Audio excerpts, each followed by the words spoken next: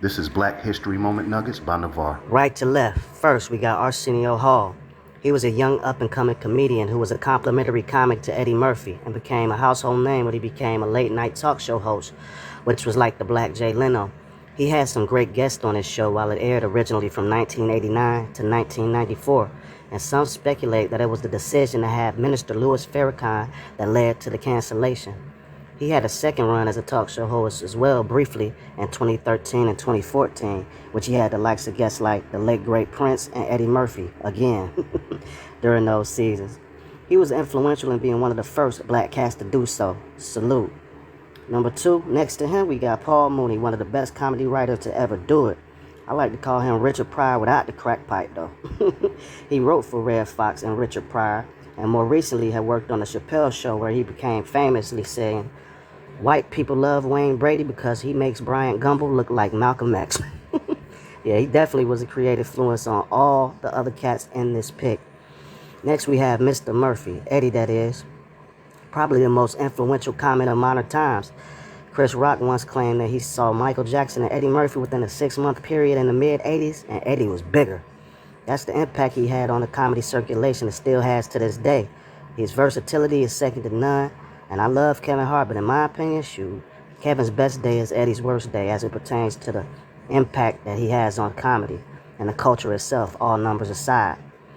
Next we got, to me, the most underrated cat in this pick, Robert Townsend. Very unselfish when it came to the circuit. I had the pleasure of meeting Rob in person at an early screening of his movie Meteor Man in Atlanta in 1993 as a child. I learned something from him that day. He shook my hand hard, looked me in my eyes as to say, "This is what men do. We give stern handshakes and make eye contact to let people know that you are serious and should be treated as such." That stuck with me throughout life, and I couldn't thank him enough for that encounter. He had a show called Partner in Crimes, which highlighted other fellow comics like the late Robin Harris and Tommy Davidson, mixing music, skits, and live performances, and jump-started Black Hollywood with his groundbreaking movie Hollywood Shuffle, along with the man you see to his left and our right, Keenen Ivory Wayans. Now Keenen, a serious comedic genius, as you can tell by the non-smile he is wearing in this. Known the most as spearhead leader of the famous Wayans family, he along with Robert Townsend would connect early on in the comedic circle and discuss ways to make funny, independent black films for low cost and spring these thoughts into actions by acting, writing, and producing their own scripts. Keenen went to produce one of the biggest sketch/variety comedy shows in modern TV history along with his family called In Living Color, which still gets talked about to this day. Homie the Clown don't play around, you already know. And it's no secret that Keenen always had a knack for discovering new talent, introducing Jim Carrey, Jennifer Lopez, Jamie Foxx, and many more talented humans into our homes for the first time.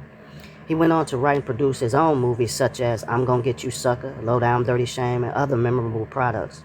And I'll close this in saying salute to the comedic comrades we see before you and continued success. This is my Black Nugget and Human Moment. Thanks a lot. R.I.P. Paul Mooney. Peace.